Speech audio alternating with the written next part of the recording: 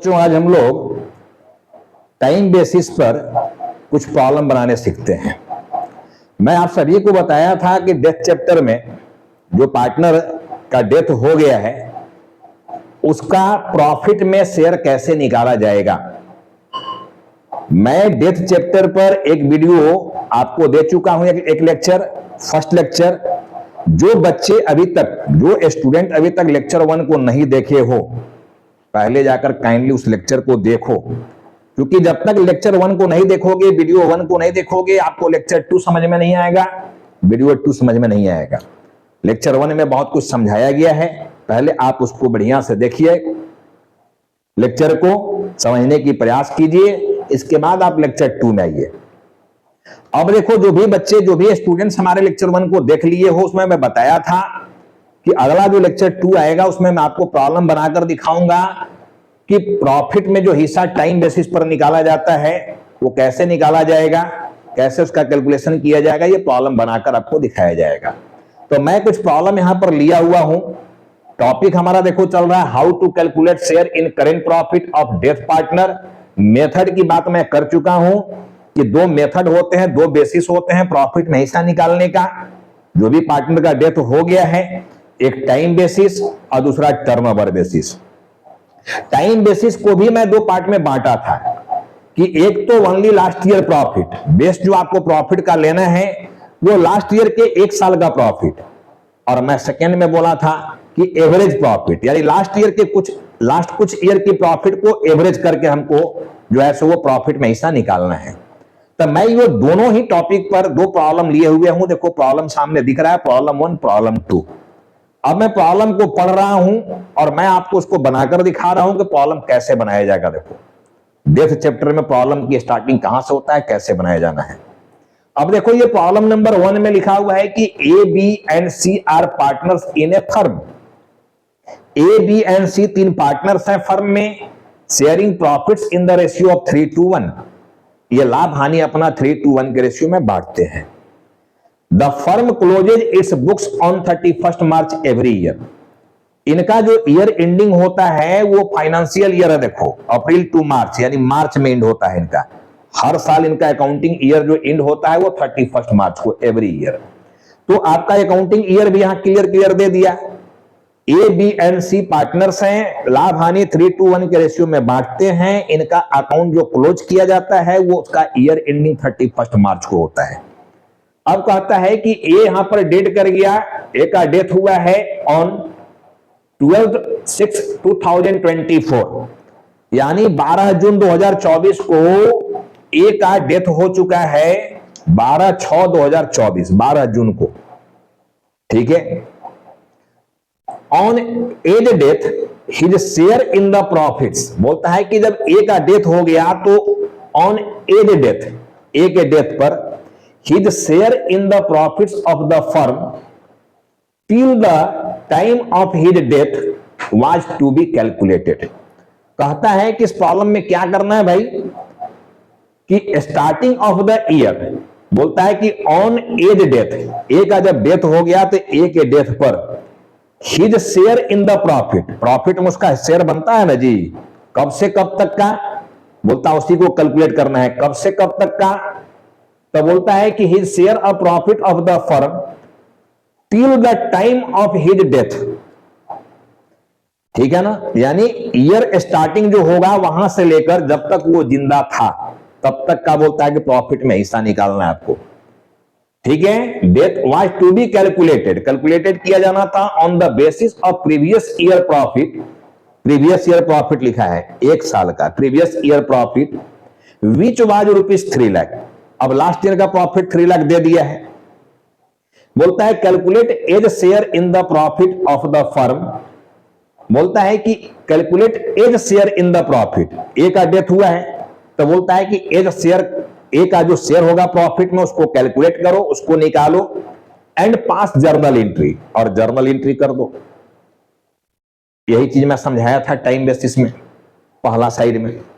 तो उस पर देखो ये प्रॉब्लम लिया गया है, इसको हम लोग बनाएंगे। प्रॉब्लम नंबर 1 को मैं ये टाइम बेसिस पर प्रॉब्लम बना रहा हूं, देखो। उसके बाद टर्नओवर बेसिस जो आया हुआ है ये टर्न ओवर बेसिस का थ्योरी मैं समझाऊंगा, देखना ये टर्न ओवर बेसिस जो आया हुआ है। सबसे देखो पहला स्टेप, हम लोग स्टेप की बात किए हुए थे, ये हम लोग आंसर जो निकालने जा रहे हैं, सॉल्यूशन जो होने जा रहा है, ये प्रॉब्लम नंबर 1 का देखना। सबसे पहले मैं क्या बोला था स्टेप 1 में? स्टेप 1 में मैं बोला था कि लास्ट ईयर का प्रॉफिट आप डिसाइड करो क्या है। तो लास्ट ईयर का जो प्रॉफिट दिया हुआ है बेटे, last year profit equal to दिया हुआ है 3 लाख। ये तो आपका दिया हुआ है 3 लाख। अब स्टेप 2 जो हमारा यहां पर आ रहा है, देखो स्टेप 2 में क्या बोला गया था कि आप समय कैलकुलेट करो, टाइम कैलकुलेट करो कि कितना समय वो करंट ईयर में जिंदा था। तो आप देखो यहां पर 12/6/24 का इसका डेथ हुआ है, 12/6/24।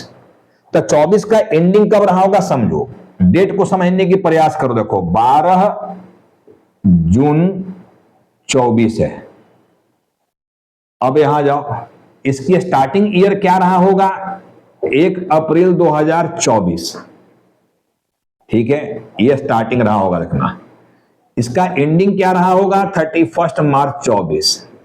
31 मार्च 24 को अकाउंटिंग ईयर जो है ये एंड हुआ होगा, 31 मार्च को फाइनेंशियल ईयर है तो, ठीक है ना।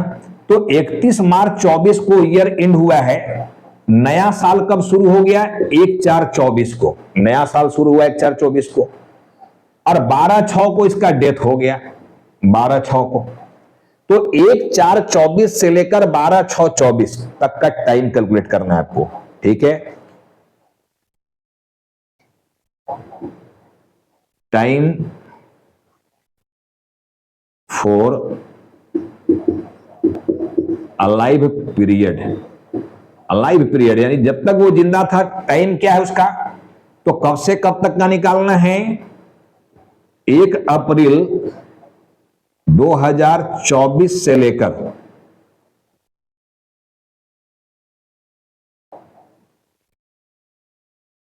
12/6/24 यहां तक का समय आपको निकालना रखना। फ्रॉम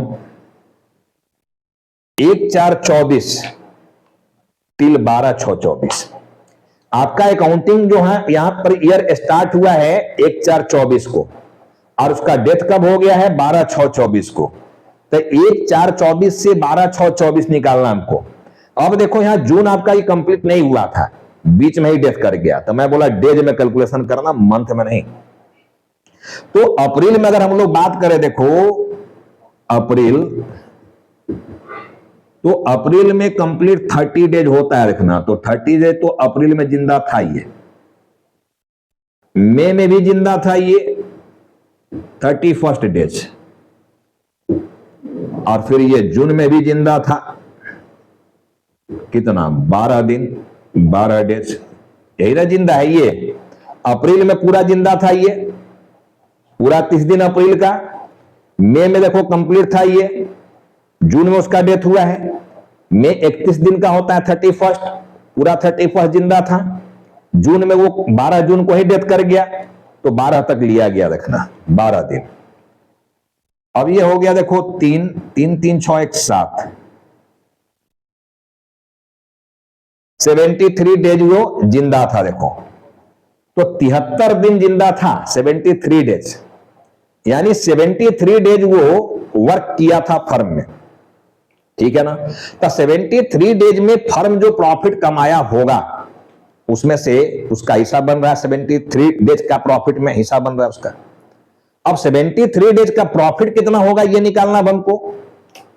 अब देखो स्टेप 3 में जाएंगे, प्रॉफिट फॉर 73 डेज क्या है। तो लास्ट ईयर का प्रॉफिट देखो यहां पर दिया हुआ है 3 लाख, ये दिया हुआ है 3 लाख,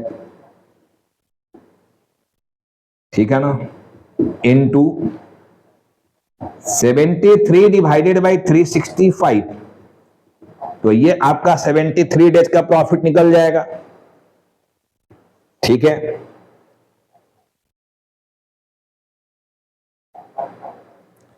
3 लाख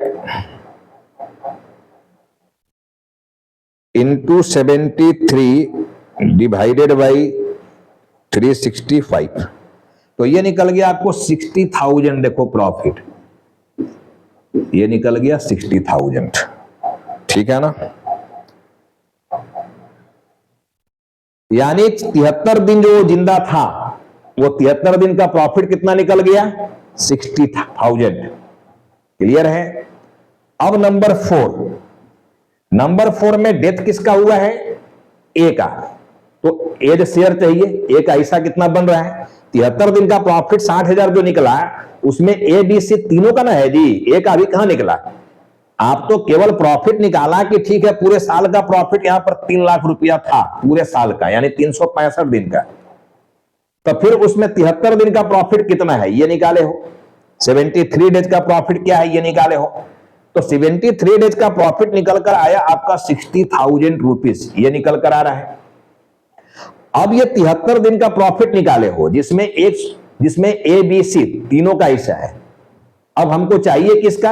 ए का। तो आप यहां पर निकालोगे एज शेयर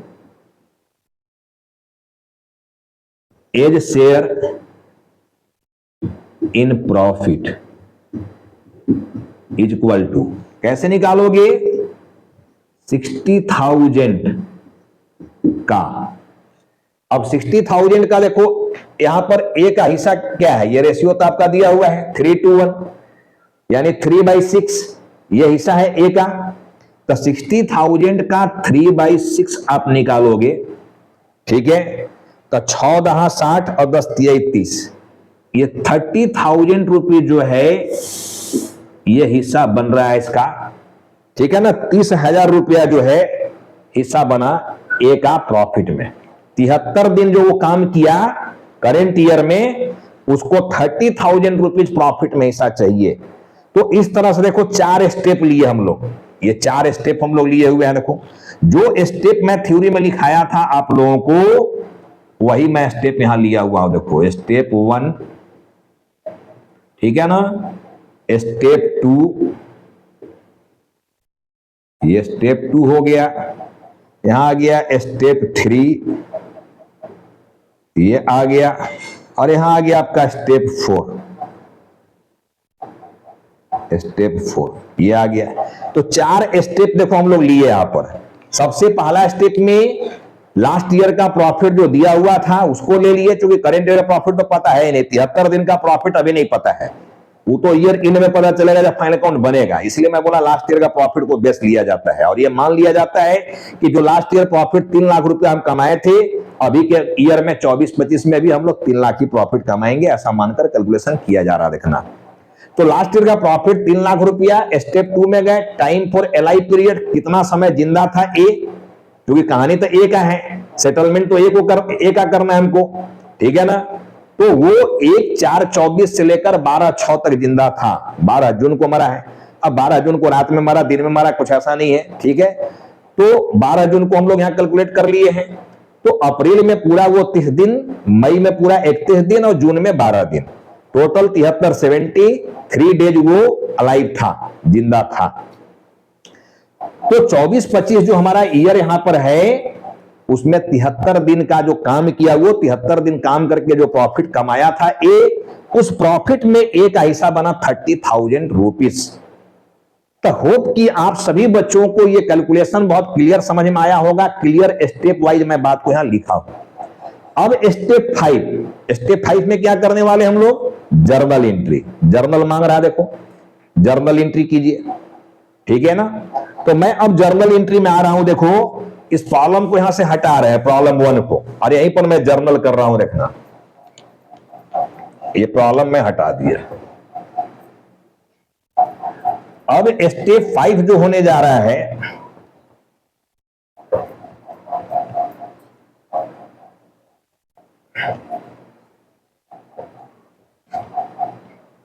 देखना बेटे, अब हम लोग को चाहिए यहां पर स्टेप 5। स्टेप 5 में हम लोग को चाहिए जर्नल एंट्री।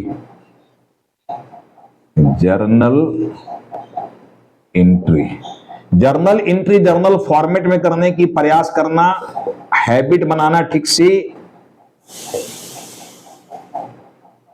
पर्टिकुलर एलएफ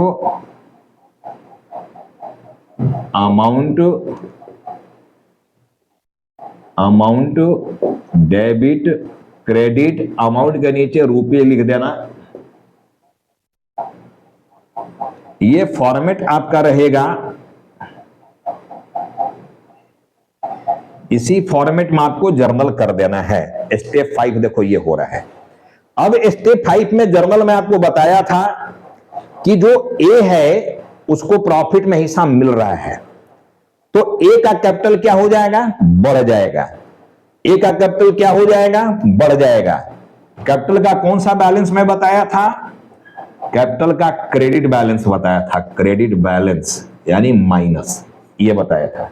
और साइन में आपको सिखा चुका हूं पहले ही कि माइनस को बढ़ाना है तो और माइनस करो, माइनस माइनस प्लस हो जाता है, ठीक है ना। और माइनस को घटाना है तो डेबिट कर दो यानी प्लस कर दो, माइनस प्लस डिफरेंस होकर घट जाता है। साइन में सिखा चुका हूं कंप्लीट। ए को प्रॉफिट में हिस्सा मिल रहा है, तो ए को जब प्रॉफिट में हिस्सा मिलेगा तो ए का कैपिटल बढ़ जाएगा। अब ए का कैपिटल बढ़ाना है तो कैपिटल को क्रेडिट करेंगे, क्योंकि पहले से देखो क्रेडिट में है कैपिटल, कैपिटल का क्रेडिट बैलेंस है यानी माइनस बैलेंस है, तो जब पहले से माइनस में है तो बढ़ाने के लिए और माइनस करेंगे, तो ए का कैपिटल तो क्रेडिट में चला गया। तो डेबिट किसको करने वाले हम लोग, profit and loss suspense account को, क्योंकि प्रॉफिट लॉस अभी बना नहीं है, ठीक है ना। तो मेरा एंट्री यहां पर क्या हो गया, profit and loss suspense,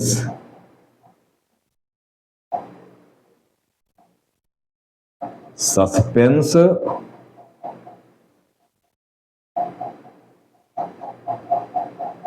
profit and loss suspense account debit to A's capital account 30,000, 30 यहां गया, 30 यहां गया, ठीक है ना। और नरेशन जो लिखा करते हो नरेशन लिख देना है, ठीक है ना। प्रॉफिट वैसा मिला है, share in profit is given to A. तो इस तरह से आपका स्टेप 5 में देखो ये जर्नल होगा। जब भी एग्जाम में आपसे प्रॉब्लम पूछा जाएगा शॉर्टकट मार के मत निकल जाना, जर्नल फॉर्मेट कर लेना, छोटा सा जर्नल फॉर्मेट में जाकर आप जर्नल पास कर देना। तो मैं पहला प्रॉब्लम को आपको क्लियरली देखो बना के समझाया। अब मैं प्रॉब्लम नंबर 2 में आ रहा हूं। देखो प्रॉब्लम नंबर 2 एवरेज की बात किया गया। देखो फटाफट समझने की प्रयास करो प्रॉब्लम नंबर 2 में क्या है। P Q and R were partners, 3 partner है P Q and R in a firm, ठीक है ना। फर्म में 3 पार्टनर है P Q and R. R देखो यहां पर डेट हो गया, डेथ हो गया आर का ऑन 28 फरवरी 2024। आर का डेथ हो जाता है 28 फरवरी 2024 को। His share of profit from the closure of the last accounting year till death was to be calculated, was to be calculated. वही बात है, कैलकुलेट करना है प्रॉफिट में हिस्सा कब से कब तक का, बिगिनिंग ऑफ द ईयर यानी starting of the year till date of death, वहां तक का बोलता है कैलकुलेट करो। On the basis of average of 3 completed years of profit, average लिख दिया 3 कंप्लीटेड ईयर ऑफ प्रॉफिट, ठीक है ना। Before death, before death, death के पहले का 3 साल का प्रॉफिट का बोलता है एवरेज करके निकालो, एवरेज दे दिया ये। अब प्रॉफिट फॉर दिया हुआ है देखो 21, 22 एंड 23 वेयर रुपीज 7,000, 8,000, 9,000 रेस्पेक्टिवली। पिछले 3 साल का प्रॉफिट दे दिया। देखो यहां पर डेथ 24 में ना हुआ है जी, हमारा जो नया साल है वो 24 है, ठीक है। 24 में देखो इसका डेथ हुआ है, तो इसके पहले का प्रॉफिट दिया हुआ है 21 का, 22 का, 23 का, ठीक है ना। ये प्रॉफिट दे दिया है 7,000, 8,000, 9,000 रेस्पेक्टिवली। बोलता है कैलकुलेट करो R share of profit till his death of, till his death and pass journal entry, और बोलता है जर्नल एंट्री कर दो। प्रॉब्लम समझ गए हो क्या है? एवरेज वाली बात है। तो एवरेज वाली बात है तो सब कुछ तो यही होने वाला है। क्या सब कुछ यही होने वाला है ना? केवल पहला स्टेप आपको बदल जाएगा, वहां एवरेज प्रॉफिट निकालना है आपको। तो एवरेज प्रॉफिट आप निकालोगे। देखो मैं यहां सॉल्यूशन में आ रहा हूं आपका।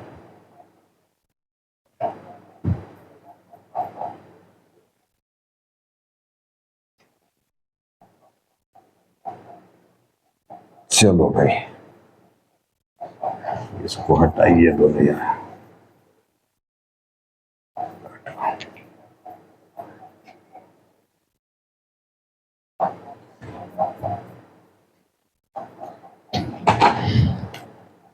चलो हम लोग यहां पर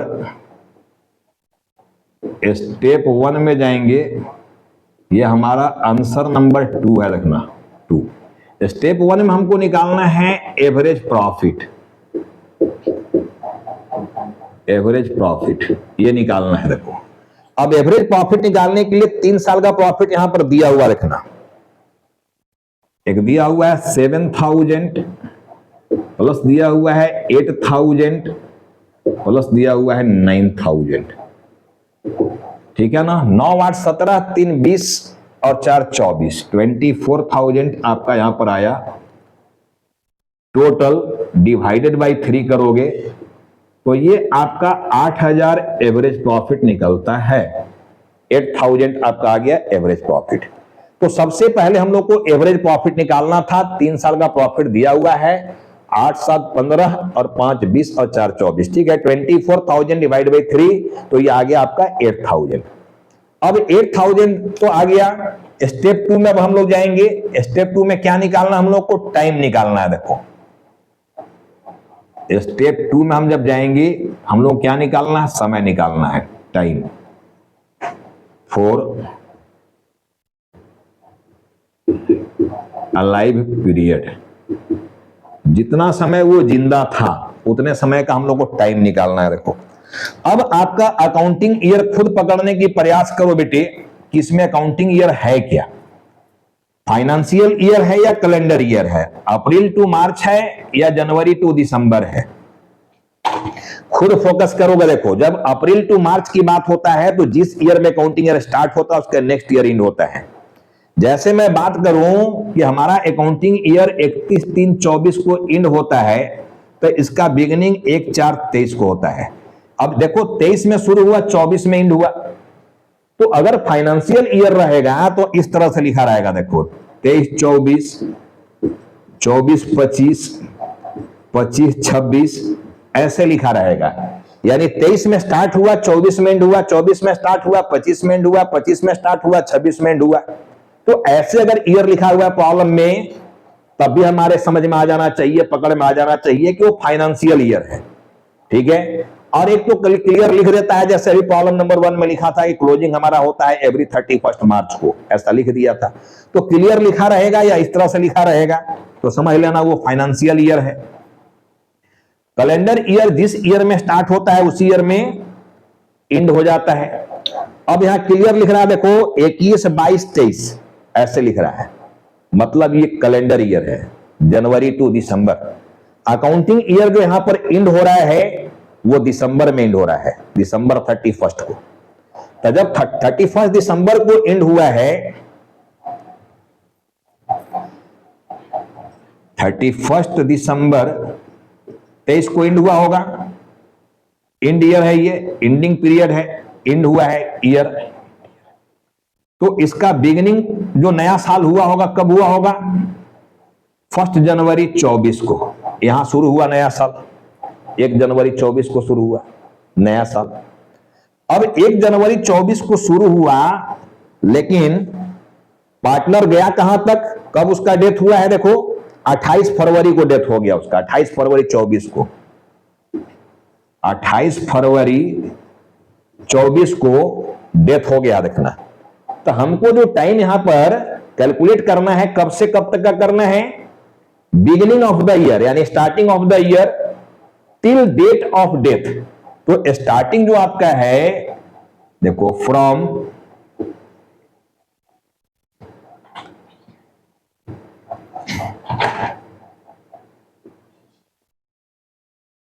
फ्रॉम 1 जनवरी 24 टू 28 फरवरी 24, यहां से यहां तक हम लोग काउंट करना है। देखना, फ्रॉम 1 जनवरी टू 28 फरवरी, ये हम लोग को समय चाहिए। देखो कितना समय होगा, आप खुद कैलकुलेट करके देख लो। अब कितना समय होने जा रहा आपका? पूरा जनवरी है, जनवरी पूरा, अब फरवरी एंड हो चुका है, यानी जनवरी एंड फरवरी 2 मंथ। तो 2 मंथ ये जिंदा था। देखो ये हुआ 2 मंथ्स, ये जिंदा था। तो स्टेप 2 आपका कंप्लीट हो गया। स्टेप 3 में जाओगे, क्या निकालना है स्टेप 3 में? 2 मंथ का प्रॉफिट क्या होगा? ये पूरे ईयर का प्रॉफिट है। देखो 8000 पूरे ईयर का है, 1 साल का, लेकिन जिंदा तो 2 महीना था वो। तो प्रॉफिट 2 मंथ का हमको निकालना है। Profit of 2 months equal to, तो 8000 इंटू 2/12 करोगे, 2 मंथ का निकालना है तो यही ना करेंगे हम लोग। 8000 इंटू 2/12, 8000 इंटू 2/12,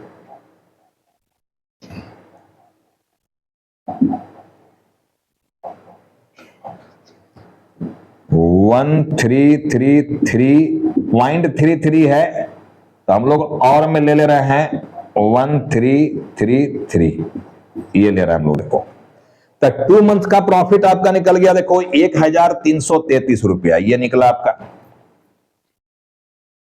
अब हम लोग को चाहिए क्या इसमें बेटे? ये तो निकल गया। स्टेप 4 में चाहिए हम लोगों को क्या? जो पार्टनर का डेथ हुआ है उसका हिस्सा। किसका डेथ हो गया इसमें? आर का। तो आर शेयर चाहिए। R share equal to in profit equal to 1333 into R का। देखो इसमें हिस्सा क्या है? P Q and R were partners in a firm. R का डेथ हो गया। इस share of profit from closure of accounting year till before death. Ratio यहां पर नहीं दिया हुआ है तो इक्वल मान लिया जाता है। रेशियो नहीं दिया हुआ है तो यही माने हुए हम लोग ना पार्टनरशिप में, तो इक्वल मान लोगे तो 1/3 मिलेगा। देखो इसको रेशियो नहीं है तो अब 1333 डिवाइडेड बाई हो गया 3, तो 444 रुपया इसका हिस्सा बन रहा है। वैसे 0.33 जा रहा है और में हम लोग मान लेंगे 444, ये मान लेंगे हम लोग। तो आप जाने वाला पार्टनर का 2 महीना का जो प्रॉफिट में हिस्सा बन रहा है वो बन गया इसका 444 रुपीज, ये हिस्सा बना इसका, देख लेना।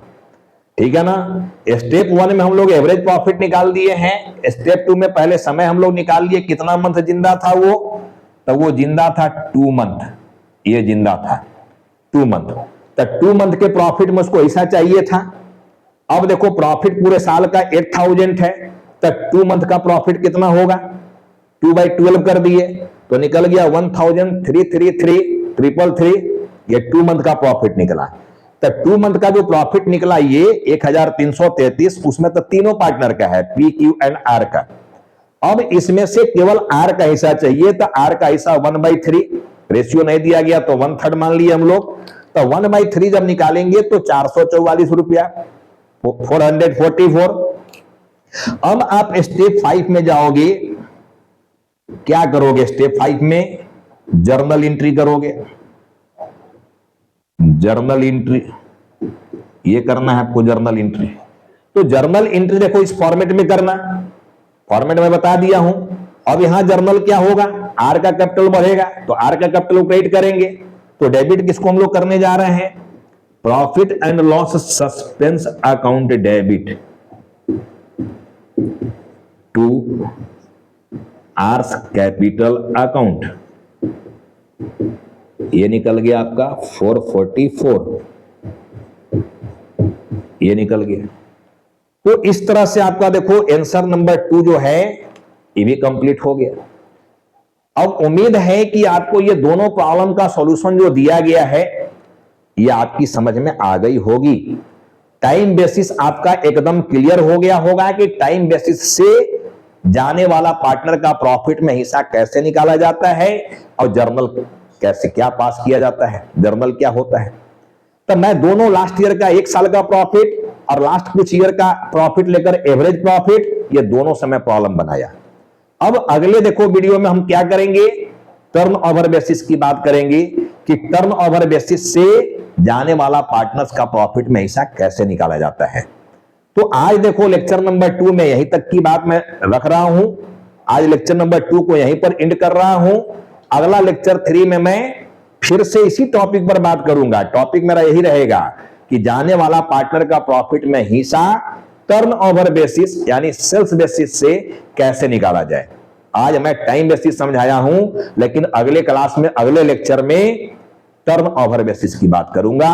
तो आज की वीडियो को मैं यहीं पर एंड कर रहा हूं और मैं बहुत जल्द आपसे मिल रहा हूं लेक्चर नंबर 3 में।